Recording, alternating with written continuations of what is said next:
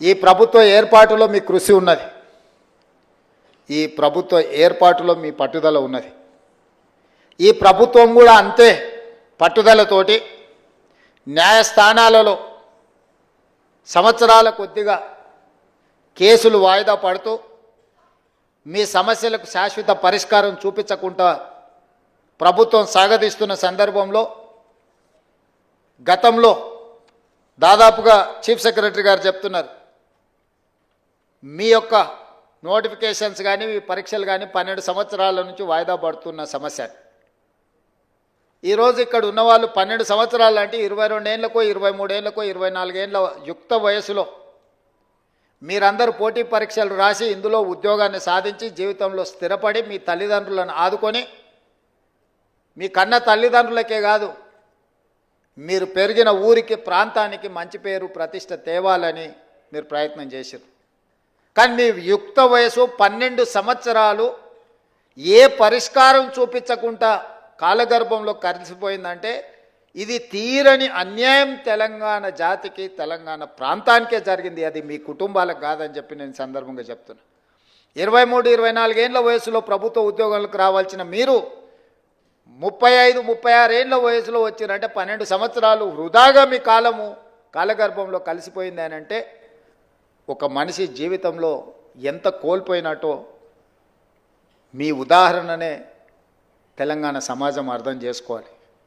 అందుకే బాధ్యత తీసుకున్న మరుక్షణం నుంచి ఇచ్చిన నోటిఫికేషన్లను, రాసిన పరీక్షలను, ప్రశ్నాపత్రాలను సంతలో సరుకులాగా అమ్ముతుంటే తెలంగాణ పబ్లిక్ సర్వీస్ కమిషన్ నుంచి వివిధ శాఖల యొక్క నియామకాలకు సంబంధించి ప్రత్యేకమైన సమీక్ష చేసి అధికారులను సమన్వయం చేసుకుంటూ న్యాయస్థానంలో ఉన్న చిక్కుముళ్లను విప్పుకుంటూ ఒక్కొక్క శాఖ నుంచి ప్రజలే సాక్షిగా ఏ ఎల్బీ స్టేడియంలో మేము బాధ్యత చేపట్టినమో, ఏ ఎల్బీ స్టేడియంలో మీరందరూ ఆశీర్వదించి మాకు ఒక ఉద్యోగ అవకాశాన్ని, ఉద్యోగ భద్రత కల్పించిండ్రో అదే ఎల్బీ స్టేడియంలో మా చీఫ్ సెక్రటరీ గారు వాళ్ళు అందించే వివరాల ప్రకారం దాదాపుగా 57,946 ఉద్యోగ నియామకాలు చేపట్టినమని గర్వంగా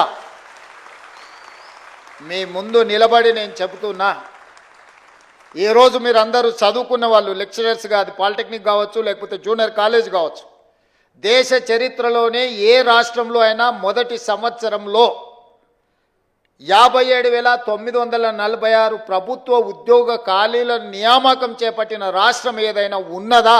మీరు సమయం తీసుకొని మీరు మొత్తం వివరాలు సేకరించి మళ్ళీ తెలంగాణ సమాజానికి మీరు చెప్పండి.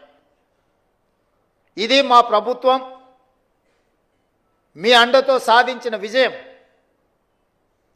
ఈ విజయం అసామాన్యమైనది. ఎందుకంటే ఇన్ని ఉద్యోగ నియామకాలను ఇవ్వడం ద్వారా తెలంగాణ ఉద్యమానికి పునాదులుగా ఉపయోగపడ్డ నిరుద్యోగ యువకుల యొక్క సమస్యను శాశ్వతంగా పరిష్కరించి ప్రభుత్వ ఉద్యోగ నియామకాలు అందించిన నాకు చాలా ఆత్మ సంతృప్తినిచ్చిన సందర్భం. ఒక కుటుంబంలో ఒక ఉద్యోగం వస్తే ఆ కుటుంబం యొక్క భవిష్యత్తే కాదు, వాళ్ళ భవిష్యత్ తరాల యొక్క భవిష్యత్తు కూడా తీర్చిదిద్దడానికి ఉపయోగపడుతుంది.